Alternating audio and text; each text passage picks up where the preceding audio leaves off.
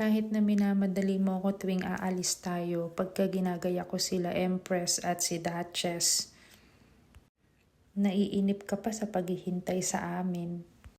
Tapos ako pa magtitiklop ng kumot mo habang naghihintay ka sa sala at nanonood ng paborito mong K-drama. O diba chill-chill ka lang dyan, tapos magtataka ka bakit ang tagal ko. Yung mga dadalhing gamit nasa loob pa pero ikaw nasa labas na. Proud ako sa'yo kasi naging baker ka with no experience. Naging mangangalakal ka pa ng bote at papel.